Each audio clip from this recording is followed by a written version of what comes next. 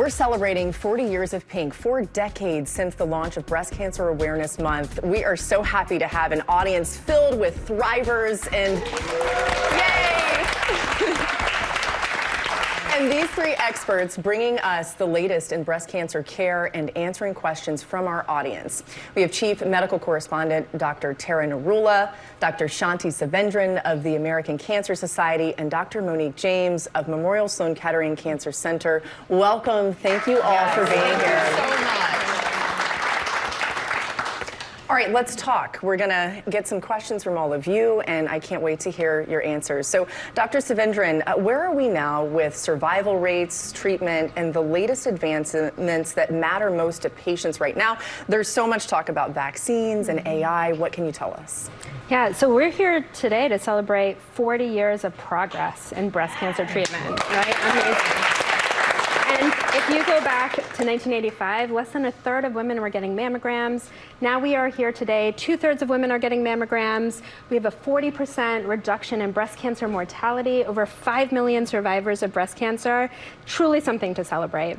And as we think about the next 40 years, there are all these advancements that we need to keep pushing for. So for example, vaccine therapy, actually something that we're using in cancer treatment already, and more cancer research is going to be able to help us learn more. Same with AI, being able to incorporate that so that we can read mammograms with deeper understanding. All of these are going to accelerate us into the future. And it's certainly promising, Doctor, to see all of the advancements that have taken place over the years. So as you can tell, we have an audience of thrivers. So lovely to have you here. I love the energy when we have an audience. Yes.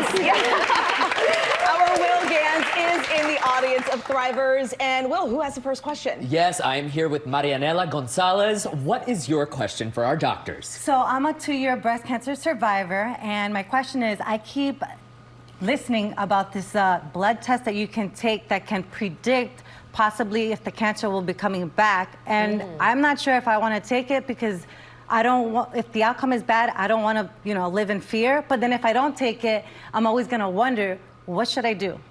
Right. So great question, right? And the benefit of having 40 years of both breast cancer awareness as well as new research is that we have tests like this now, right?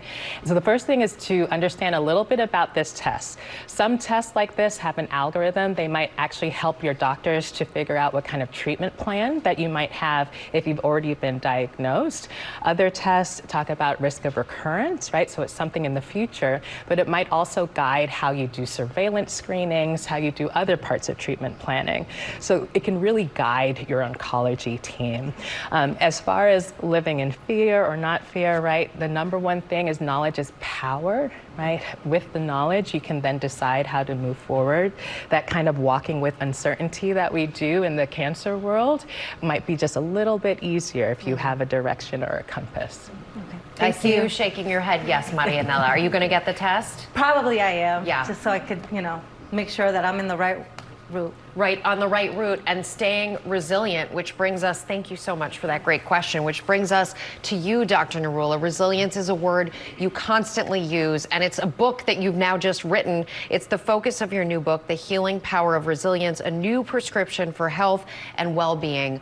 What does resilience look like when it comes to moving through breast cancer? Yeah, I mean, I love this word. And I think, I practice medicine, and so often I see patients in those moments when they've just been told they have a major diagnosis. And when you hear that, it triggers in you a stressful response. And the reason I wanted to write the book was to say we all are innately resilient, more than we even know, and that this is a skill that we can build. Psychology has taught us that. There are tools we can practice. So things like acceptance and flexible mindsets and facing our fears and finding support and connections and being hopeful. So the second half of the book is really all of these strategies we can cultivate. Resilience is what helps us find, Rebecca, that new normal. We are never going to bounce back and be who we were, but we can thrive and we can find happiness and joy and meaning with the new life that we built. And resilience, in my opinion, is really the light that carries us through that dark period. Yeah, absolutely. That resilience can keep pushing you forward. All right, let's go back to Will. He's got another question for us. Yes, I am here with Mairead Ryan. Mairead, what's your question? I'm a 1-year thriver of metastatic breast cancer. My question is, what options are available for preserving fertility before starting treatment, and how do patients know if that's what's right for them? It's a great question, Maria. Thank you. This is a really important instance of being your own advocate, right? So the healthcare team, many healthcare teams will bring this up, but it may not be the first thing that they're thinking about as they're trying to figure out all of your treatments. So being an advocate and asking the question, how, fertility preservation is important to me. What do I need to think about? And then getting informed. Knowledge is power, right? We talked about that. So understanding, is your treatment going to put you into a temporary or permanent state where you may not be able to have children? And then third, your team will work with other reproductive teams to figure out what strategies are best for you. Is it something like embryo preservation or egg preservation?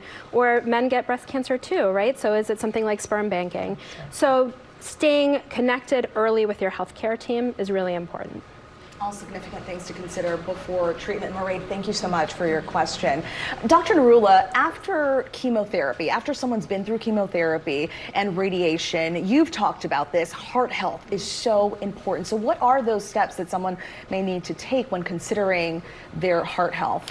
Yeah, I mean, unfortunately, what a lot of women don't realize after they've survived breast cancer is that they are at risk for cardiovascular disease. And that's really for two reasons. One is a lot of the risk factors overlap. So obesity, smoking, sedentary lifestyle that puts you at risk for breast cancer also can put you at risk for cardiovascular disease. But one of the big things that you often don't get told is that some of the chemotherapy regimens and radiation treatment can actually cause future cardiovascular disease. It can damage the heart muscle that can lead to heart failure, valvular disease, arrhythmias, and even early coronary artery disease. So recognizing symptoms, and sometimes it's as simple as, I just can't exercise as much, I'm just a little bit winded. Seeing a cardiologist, having a record of what chemo and radiation treatments you got, and then possibly getting screening tests. So we use things like echocardiograms or ultrasounds of the heart, calcium scores to pick up on heart disease that you may not know you have, but really important to remember that that is a risk in the future. All of this information is so incredibly valuable, and all of you are absolutely amazing. Our Thrivers, so inspiring. Thank you for being here. And remember, for the Thrivers, more information, you can get them. Scan the QR code, go to goodmorningamerica.com.